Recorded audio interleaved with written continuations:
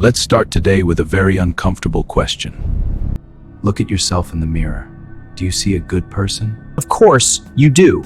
You pay your taxes, you love your dog, And you'd never dream of hurting a stranger. But what if I told you that under the right circumstances, you would be willing to electrocute an innocent person until their heart stops? You're probably screaming at the screen right now. No way! Not me! But history and psychology have a much darker story to tell. Welcome back to the IQ Trap. Today, we're dissecting one of the Most terrifying, controversial, and bone-chilling psychological studies ever conducted, the Milgram Experiment. By the end of this video, you won't just be questioning society, you'll be questioning the very person Staring back at you in that mirror. Subscribe now if you're brave. enough to face the truth or stay trapped in your comfortable delusions. The choice, as always, is yours. The year was 1961. The setting? Yale University. A social psychologist named Stanley Milgram. He placed an ad in the newspaper.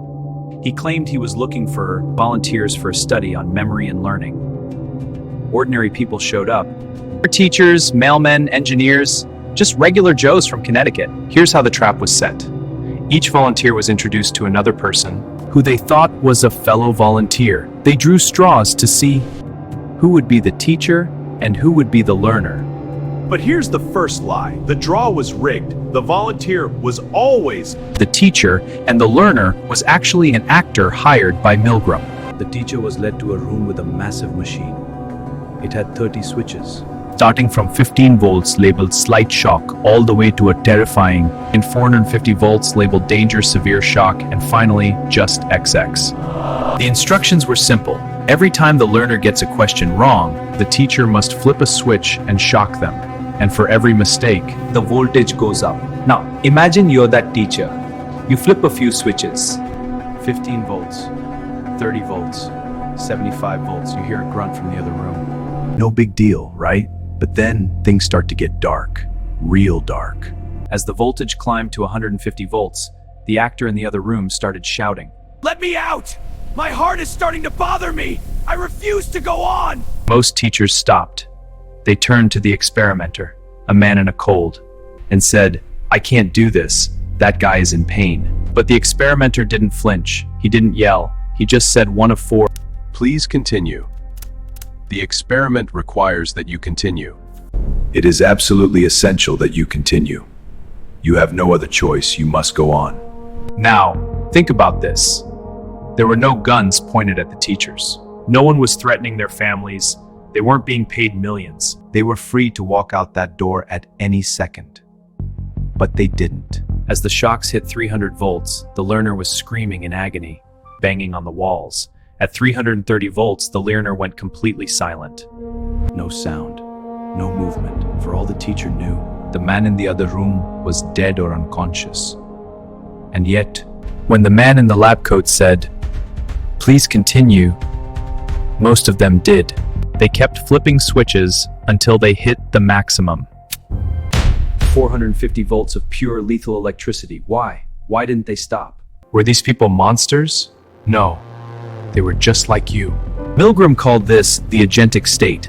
It's a fancy scientific way of saying, I'm just doing my job. When you're in this state, your brain flips a switch. Your personal conscience goes to sleep, and you become an agent for someone else's will. You stop feeling responsible for your actions because, hey, the guy in the lab coat said it was okay, right? We see this everywhere in America. From the corporate drone who ruins lives because management ordered it, To the soldier who follows a horrific command. To the person who ignores a crime because they were told to mind their own business. Our society is built on the foundation of obedience. We are trained from kindergarten to follow the rules, respect authority, and never ever question the person in the gray coat. We've turned obedience into a virtue, even when that obedience leads to murder.